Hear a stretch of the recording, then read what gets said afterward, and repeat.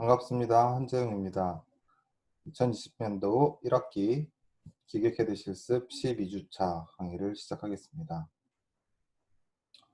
우리는 지난 시간에 여러 가지 오토캐드의 기능들과 그 다음에 볼트너트 베어링, 그 다음에 어셈블리, 매뉴팩처링 머신, 선반 밀딩 같은 것들, 레이저 커팅 같은 것들을 배웠고요. 그다음 지난 시간에 디멘전 치수 어떻게 넣는지까지 배웠습니다. 오늘은 미케니컬 파트들을 어떻게 그리는지 주요 파트 몇 가지를 소개해 드리려고 해요. 그래서 오늘은 캐드를 지금은 수업하시면서는 열 필요가 없고 나중에 과제 하실 때 캐드를 열어서 과제를 하시면 됩니다.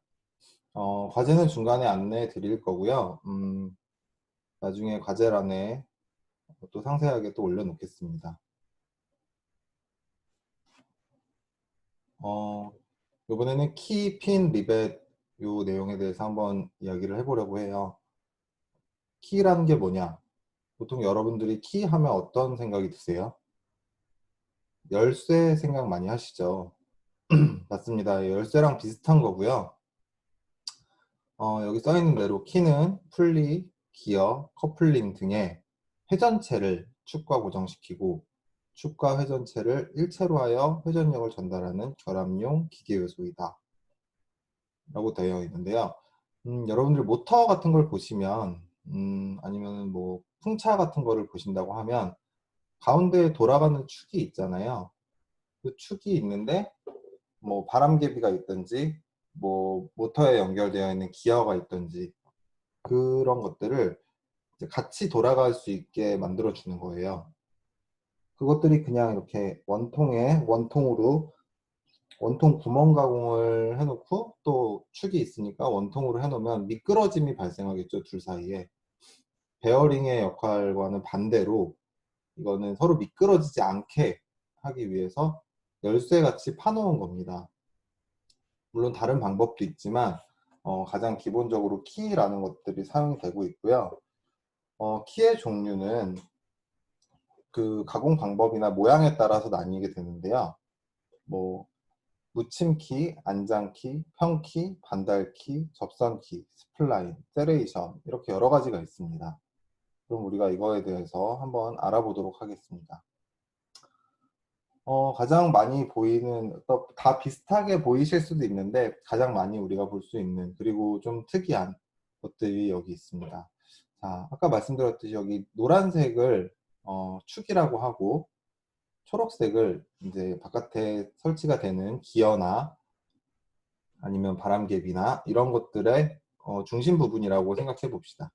그러면은 여기 새들키를 이렇게 넣게 되면은 여기 사이에 넣어지면은 얘가 이 노란 부분 축에도 일정 부분이 들어가 있고요. 이렇게 들어가 있는 게 아니고 새들키 같은 경우는 여기 이렇게 라운드가 져져 있습니다. 그래서 여기다가 안착을 시켜 놓으면은 돌아가는 겁니다. 그리고 평키는 일정 부분 묻혀 놓는 거예요. 여기를 깎아서 일정 부분 묻혀 놓는 겁니다. 그러면은 걸려서 같이 돌아가겠죠. 경사키 보면 좀 더 자세하게 나와 있는데요. 얘는 더 많이 파놔서 이제 더 자세하게 보이잖아요. 얘는 앞에서부터 이렇게 쭉 집어넣기 때문에 앞에까지 다 파놓은 거고요. 얘는 중간에만 파놓은 겁니다. 그래서 앞에서부터 꾹 끼워 넣어서 얘가 돌면 얘가 같이 돌아가게. 여기 평행키 보면은 얘를 아주 단적으로 단면을 쳐서 보여주고 있는데요. 이렇게 잘라가지고 가운데 넣어주면 돌아가는 겁니다. 그 다음 미끄럼 키라고 있고요. 반달 키라고 있고요. 둥근 키라고 있습니다. 이것들은 이제 다 모양에 따라서 분류할 수 있는 거고요. 미끄럼 키는 이렇게 돌려서 낄 수 있게 되어 있는 거고요. 반달 키나 둥근 키 같은 경우에는 위에와 똑같은 방식입니다. 그럼 접선 키가 있고 원뿔 키가 있고 스플라인, 세레이션 이렇게 있습니다. 그냥 다 보시면 다 알다시피 이렇게 꼭 끼워져서 얘는 이제 벌어지는 아이잖아요. 꾹 끼워 넣으면 얘가 좀 벌어져서 얘를 꽉 잡고 있게 만드는 거고 스플라인은 이렇게 세레이션은 똑같이 이렇게 톱니바퀴처럼 내가지고 얘를 안쪽이 돌아가면 바깥쪽이 또 같이 돌아갈 수 있게 만들어 놓은 것입니다. 왜 이렇게 여러 가지가 있느냐? 뭐 기계 가공을 하다 보면은 다 각각의 용도가 다른데요. 뭐 더 고하중을 할 때 쓴다던가 아니면 좀 저하중을 할 때 쓴다던가 그래서 가공비의 차이도 많이 나고요. 어, 그 조립하는 방법의 차이에서 이제 가장 큰 차이가 납니다. 어떻게 조립을 할 것이냐, 내가 이거를 어떤 순서대로 조립을 하게 됐느냐에 따라서 많이 차이가 나고요. 불가피하게 뭐 다른 키가 안 되는 뭐 고하중, 아주 고하중일 때는 세레이션을 써야 되는 경우도 있는데 요걸 가공하는 것도 힘들고 여기 옆에 톱니 모양을 내는 것도 힘들겠죠. 그래서 보통 되게 가공하기 쉬운 방법으로 경사키나 평행키를 굉장히 많이 사용하고 있고요. 원뿔키는 판매하는 거기 때문에 사용을 하면 되는데 이 녹색 부분 바깥쪽을 원뿔 형태로 가공하기가 조금 가공비가 또 들어가게 되고요. 이런 차이점이 있는 겁니다. KS 규격을 적용하여 키홈을 그려보는 방법입니다. KS 규격을 적용하여 키홈을 그린다는 게 무슨 말이냐면요. 먼저 읽어보면 키는 기계 요소므로 따로 부품도를 그리지 않고 축과 보스의 키가 조립되는 키홈을 그린다. 축의 지름이 기준치수이며 KS 규격에 따라서 축에 파여있는 키홈의 깊이와 너비, 보스 측 구멍에 파여있는 키홈의 허용차를 입력한다. 우리가 이제 아까는 제가 바깥쪽에 바람개비나 뭐 기어라고 말씀을 드렸었는데요. 우리 이제 여기서부터는 정식 명칭이 나왔기 때문에 안쪽을 축, 그다음 바깥쪽을 보스라고 합시다. 그러면은 KS 규격에 따라서 키가 나와요.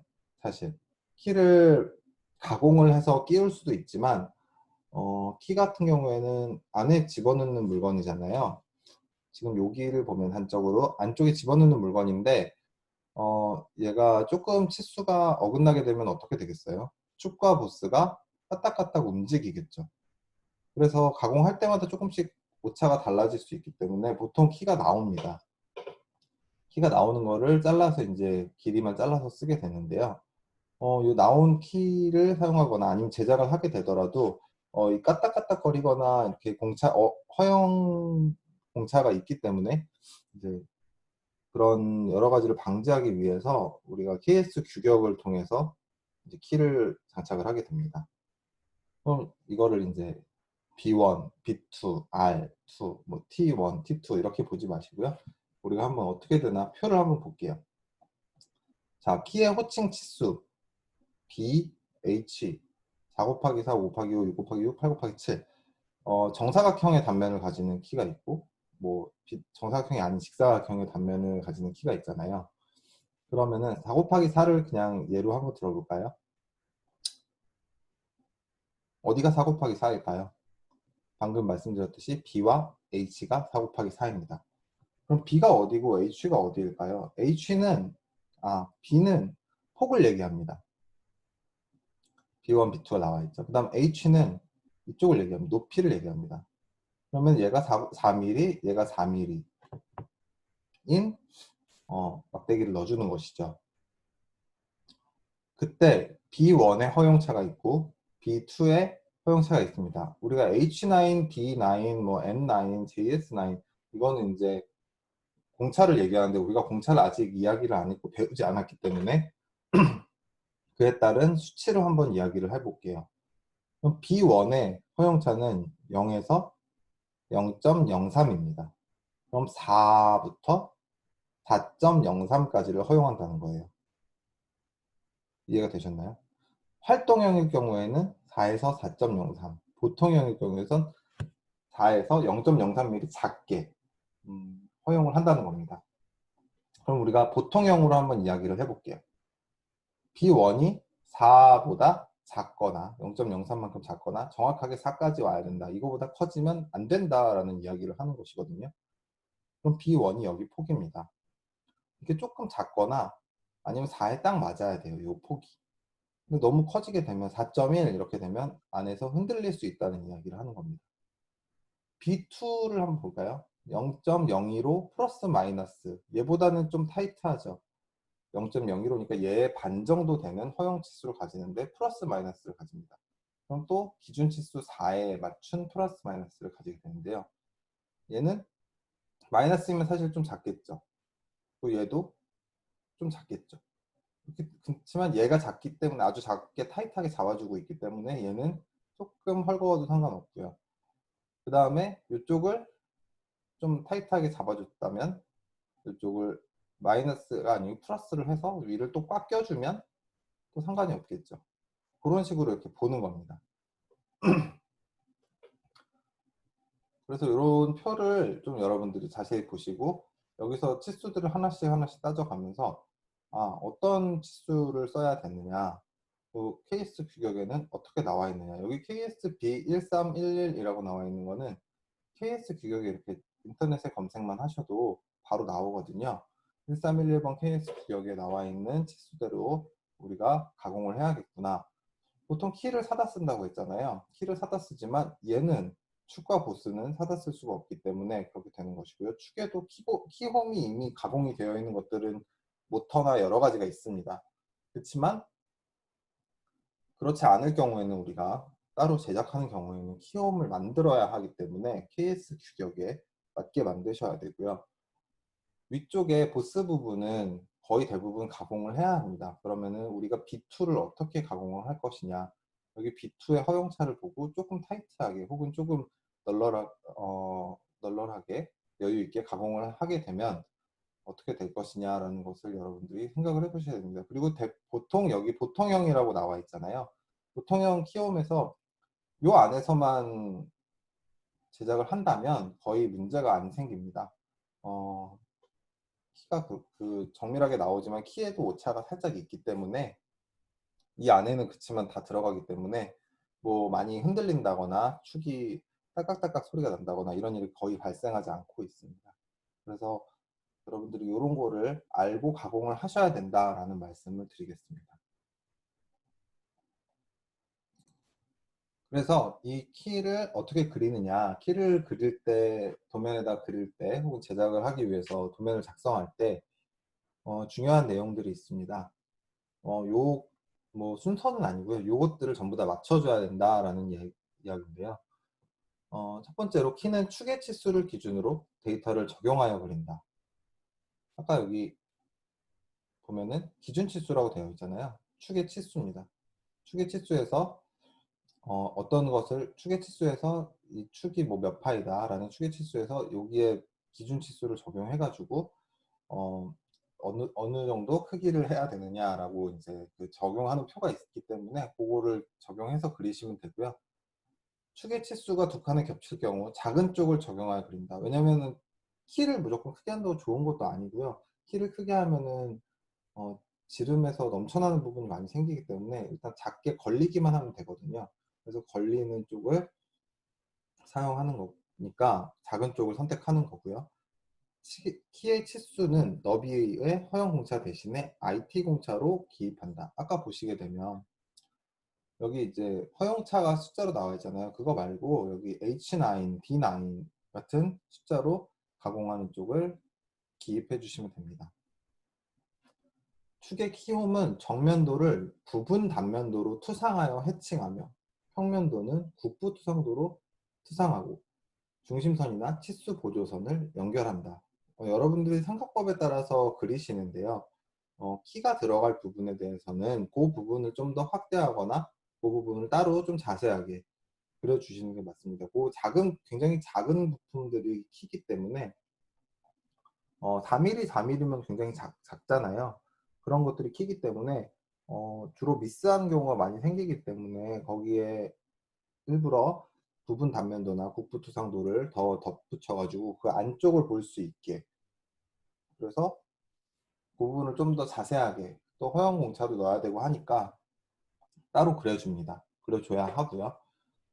보스의 키움은 단면도 또는 부분 단면도로 투상하여 해칭하며 측면도는 국부 투상도로 투상하고 중심선을 연결한다. 이쪽도 보스도 축과 마찬가지입니다. 부분 단면도를 쓰고 국부 투상도를 쓰는 거예요. 그래서 이런 걸 알아두셔야 되고요. 평행 키의 길이는 6, 8, 10, 12, 14, 16, 18, 20, 22등 표준 규격을 적용한다. 제가 왜 일부러 이 숫자를 다 나열을 했냐면요. 짝수죠. 홀수보다 짝수가 맞추기가 더 쉬워요, 가공할 때. 되게 이상하죠. 어차피 뭐 17mm를 맞추나 18mm를 맞추나 맞추기 쉬운데, 우리가 여러 가지 제품을 어셈블리를 하다 보면은 홀수의 치수가 겹치는 경우에 언뜻 이제 머릿속에서 계산도 잘 안 되고, 다른 데 가서 치수가 뭐 반으로 쪼개질 때 0.5 이렇게 나눠지는 게 생길 때도 있고 해서 주로 치수를 짝수로 맞춥니다. 마찬가지로 평행키도 짝수 길이를 사용하고요. 그래서 표준 규격을 적용하면 됩니다. 키홈의 표면 거칠기는 요렇게 거칠기 기호거든요, 이게. 거칠기 기호를 사용해서 나타내 주시면 됩니다. 물론 매끄럽게 제작이 돼서 나오겠지만, 키를 또 따로 제작하는 경우에는 이렇게 거칠기까지 해서 하셔야 됩니다. 자, 그럼 그 예를 한번 볼게요. 평행키와 경사키의 예입니다. 평행키 같은 경우에는 축이 이렇게 구멍을 반으로 내는 걸 볼 수가 있죠. 이걸 어떻게 내냐? 밀링으로 들어가서 움직이고 밀링으로 나오면 됩니다. 그래서 이런 경우에 어떻게 그리냐? 이 부분을 지금 확대해서 여기다가 이렇게 그렸잖아요. 마치 이 부품이 있는 것처럼 이 부분을 이렇게 그렸습니다. 아까 중심선을 연결해서 여기라고 표시를 해주라고 했죠. 그래서 여기다가 중심선을 연결해서 표시를 해줬고요. 단면도를 냈습니다. 이 부분 단면도. 이렇게 부분 단면도를 내면은 이 형상이 이렇게 돼 있구나 라는 거는 우리가 뻔히 알게 되겠고, 이 부분 단면도 여기는 이렇게 일자로 파이는구나, 그럼 밀링으로 파야겠네, 그럼 어떤 모양이지, 위쪽에서 보면 이거는 지금 키가 들어갈 자리구나 라고 나와 있는 거고요. 어 여기에 뭐 요 폭에 대해서 지금 8N9 뭐 28H7 뭐 이런 식으로 이제 치수를 줬잖아요. 그다음에 이 길이에 대해서는 그냥 이렇게 숫자로 줬는데, 요 키 자체에 아까 요 단면에 대해서는 N9 이렇게 줬습니다. 아까 기준이 되는 쪽이 여기 말씀드렸듯이 요 수치가 기준이 되고 여기다가 허용차를 넣는 거기 때문에 이제 이런 식으로 N9 넣어줬고요. 여기는 28파이의 H7 공차를 사용한 어, 축이 됩니다. 그럼 얘는 이 축은 28파이고 H7 공차표를 찾아보시면 이제 허용 치수가 이제 플러스 마이너스로 나오거든요. 그렇기 때문에 그거를 보시면 되고요. 공차는 아직 얘기를 하지 않겠습니다. 그냥 이런 게 있다라고 흘려 들으시면 나중에 한꺼번에 얘기를 하겠습니다. 그 다음에 이제 가공하기가 참 쉬운 경사키입니다. 앞에서부터 쭉 집어넣는 경사키죠. 경사키의 단점은 뭘까요? 장점은 한번 넣으면 잡아 빼면 뺄 수가 있는 겁니다. 근데 여기는 평행키는 좀 잡아 빼기가 쉽지가 않겠죠. 근데 경사키는 잡아 빼기 쉽고요. 그만큼 빠지기도 쉬운 건데, 가공을 어떻게 하냐에 따라서 달라지겠죠. 너무 양쪽 다 널널하게 가공을 하게 되면 쏙 빠지겠죠. 경사키는 지금 여기서부터 여기까지를 다 잘라서 밀어놨습니다. 밀어놨고요. 여기에 중심축이 하나죠. 그렇기 때문에 하나만 표시를 해놨고요. 길이 표시를 해놔서 이 끝단에 딱 맞춰놨습니다. 그래서 여기다가 키를 아예 그려준 것처럼 이 모양을, 여기 단면의 모양을 위에서 본 거를 그려줬습니다. 아예 위에다. 그럼 보스에다가, 이런 보스에다가 키홈을 어떻게 그리느냐 보면은 이렇게 우리가 축을 그릴 수는 있잖아요. 축이 들어갈 구멍을 그릴 수가 있잖아요. 여기에 여기 단차가 보이기 때문에 이 단차의 높이만큼 선을 그려줬습니다. 지금 여기가 패칭이 되어 있는 거기 때문에 여러분들이 이제는 오토캐드를 많이 다루셔서 이게 이거의 단면이구나, 지금 보이는 요 맨 위에 요 선은 이쪽 요 선이 되겠구나, 요 밑에 선은 여기 원형이 잘린 여기 선이 되겠구나를 아시잖아요. 그래놓고 여기도 마찬가지로 옆에다가 요 구멍을 따로 그려줍니다. 요 제일 외곽선 원형까지 이렇게 다 그려주시는 분도 있는데요. 그러실 필요 없이 여기 들어가야 될 치수가 많아서 정신이 없어지잖아요. 그러면 여기다 이렇게 원을 그리게 되면, 그렇기 때문에 이것만 그려주셔서 표시를 해주셔도 누구든 다 얘는 지금 이러한 모양의 보스를 만들려고 하고 여기 안에 있는 이 홈의 모양은 이런 모양이 되겠구나 라고 알 수가 있거든요. 여기 자세히 보시게 되면 원형이 있습니다. 근데 여러분들이 이거 그리실 때 여기 구멍이기 때문에 이 원형을 잘라야 되잖아요. 그래서 여기를 히든선이나 중심선, 보조선 이런 식으로 이제 뭔가를 넣어줘야 되는데 여기다가는 보조선을 넣어 주셔야 됩니다. 그래야 아 얘가 원형이구나 정확하게 알 수가 있고요. 보조선을 넣고 여기서부터 여기까지의 높이는 몇이고 이거의 지름은 몇이다 라고 여러분들이 알 수가 있는 표시를 해 주셔야 됩니다.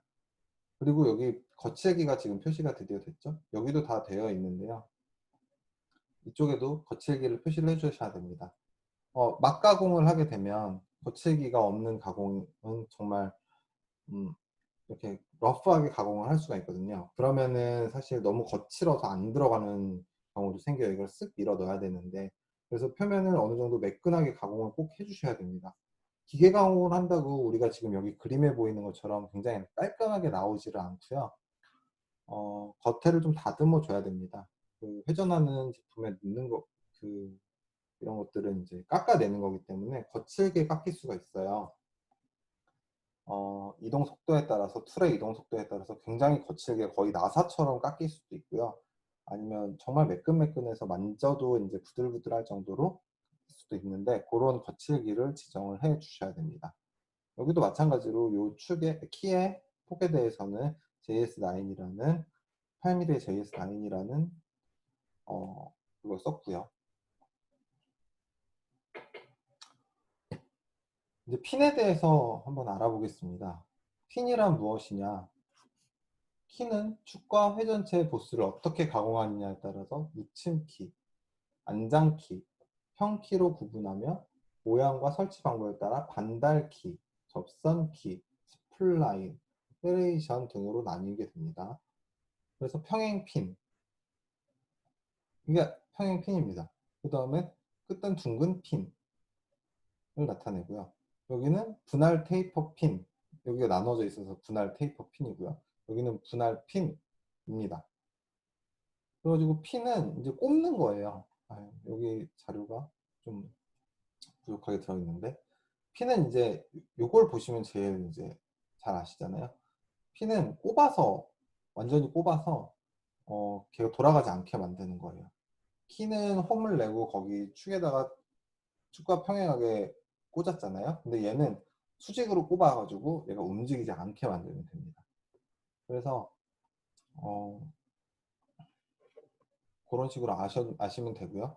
핀의 호칭 방법 굉장히 복잡하게 나와 있고 평행핀의 규격도 이런 식으로 나온다 라는 거를 여러분들이 아시게 되면 됩니다. 근데 핀보다는 우리가 가공을 할 때 키를 많이 쓰기 때문에 키에 중점을 두고 이야기를 했고요. 그 다음에 세 번째로 리벳에 대해서 한번 알아보겠습니다.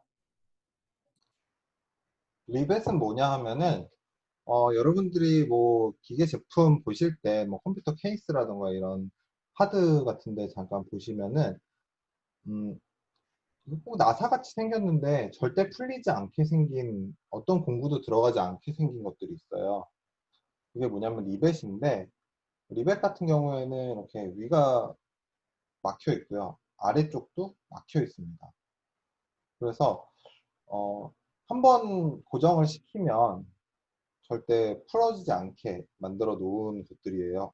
굉장히 저렴하고 설치도 간단하기 때문에 그냥 구멍에다가 리벳 핀을 넣고 리벳 툴로 딱 잡으면 바로 결속이 되기 때문에 굉장히 많이 사용합니다. 뭐 자동차에도 많이 볼 수 있고요. 여러분들이 열지 못하게 되어 있는 것들에서는 굉장히 많이 볼 수가 있습니다. 근데 그 리벳이 이제 그냥 핀이거든요. 이렇게 네모나게 이렇게 바늘같이 생긴 핀인데 핀을 쭉 잡아당기면 찌그러지면서 이렇게 딱 꽂아지는 건데요. 그게 리벳 핀을 되게 얇은 거를 쓰게 되면은 구멍은 이만한데 얇은 거를 쓰게 되면은 헐겁겠죠. 얘네가 완전 고정이 안 될 거고요. 리벳을 그리는데 이렇게 이 면이 없이 그리게 되면은 이게 뭔지 여기 왜 이상한 게 있네 라고 하기 때문에 안 되는 거고 이 두 판을 구멍을 내서 리벳으로 우리가 끼우겠다. 그래서 이게 꽉 차게 하겠다. 찌그러지면서. 이렇게 리벳을 가공을 해주시면 됩니다. 도면에 표시를 해주시면 됩니다. 그래서 리벳은 그냥 이렇게 여러분들이 구멍 위치만 나타내고요. 이런 구멍에 34개 28 구멍이 우리가 다 있는데 여기다가 리벳 19짜리를 써서 끼겠다. 그러면은 쫙 찌그러지면서 탁 맞아 들어가기 때문에 이렇게 하고 이 중심선에 지금 파이 400 하는 거는 뭐 기본적으로 여러분들이 다른 디케에도 표시할 수 있는 도면 작성법이고요. 리벳은 이렇게 둥근 머리 리벳, 접시머리 리벳, 둥근 접시머리, 뭐 냄비머리, 납작머리 여러 가지가 있습니다.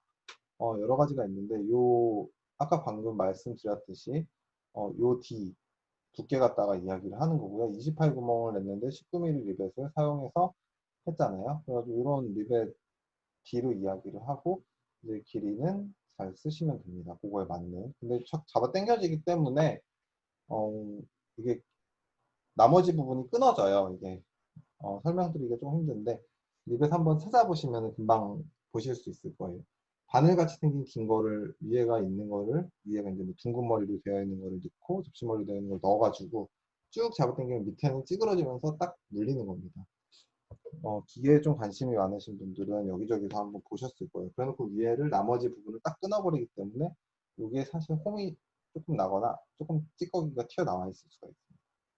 그래서 리벳 지름은 뭐 여러 가지가 있고 리벳 구멍 지름은 조금 더 큰 구멍을 지금 다 쓰고 있는 거죠. 그래서 이런 것들을 많이 보시게 될 거고요.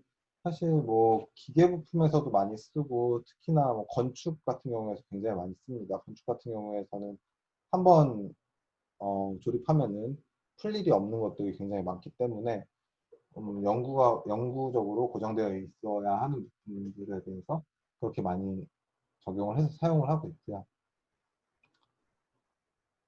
판이 두 장 이상 겹쳐 있을 때 판의 파단선, 그러니까 우리가 해칭이죠. 해칭 같은 경우에는 서로 어긋나도록 이제 그려주는 게 맞고요. 뭐 어려운 내용은 없으니까 뭐 둥근머리 리벳, 뭐 현장 리벳이나 공장 리벳 이렇게 되어 있는데요. 이런 것까지는 여러분들이 지금 아실 필요는 없고 그냥 리벳을 표시한다 라는 걸 이런 식으로 표시를 한다 라는 걸 아시면 됩니다. 뭐 이제 축에 대해서 이야기를 하려고 하는데요. 회전 운동을 하는 막대 모양의 부품으로 회전력을 전달하거나 2개 이상의 베어링으로 하중을 지지하는 기능을 가진 기계 요소를 축이라고 합니다. 축에 대해서 우리 이제 축 그릴 줄 아는데 왜 축에 대해서 이야기를 하지?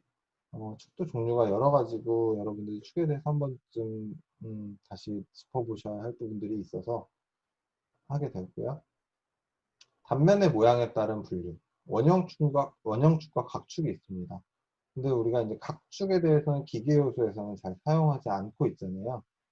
그렇지만 원형축은 굉장히 잘 사용을 하고 있죠. 그럼 각축도 여러분들이 키 안 쓰고 어떤 물건을 회전을 시키고 싶다라고 할 때 가끔 쓰게 됩니다. 여러분들이 뭐 장난감 자동차 뭐 이런 것들을 보시게 되면 바퀴를 끼우는 축에 육각형이나 팔각형이 쓰인 경우들이 있어요. 그래서 그 축을 베어링으로 지지를 하고 그 다음에 바퀴를 안쪽을 육각형 모양이나 팔각형 모양으로 파서 아까 말했던 키가 없이 그냥 결합을 해서 바퀴가 축이 돌면 바퀴가 돌아가게 하는 그런 경우도 있고요. 근데 기계 쪽에서는 잘 사용하진 않지만 일단 말씀을 드리겠습니다. 원형축은 단면이 원형입니다. 그 다음에 속이 꽉 찬 축과 비어있는 축이 있고요. 여기 중공축이 있다고 하잖아요.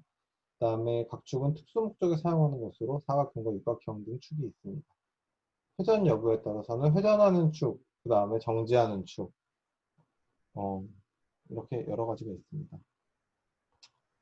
그래서 뭐 차축, 스핀들, 전동축, 직선축, 크랭크축, 유연축 이렇게 여러 가지에 대한 특징들이 있는 건데요.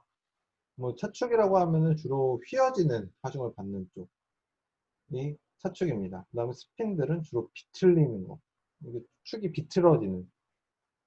그래서 동작기계의 주축으로 사용이 되는 거고요. 돌아가는 물건의 가운데 축으로 많이 쓰이는 거기 때문에 전동축은 비틀림과 휘마중을 동시에 받는 축으로 회전축의 동력 전달에 주로 사용을 하게 됩니다. 여러 가지 힘이 복합적으로 작용이 되겠죠.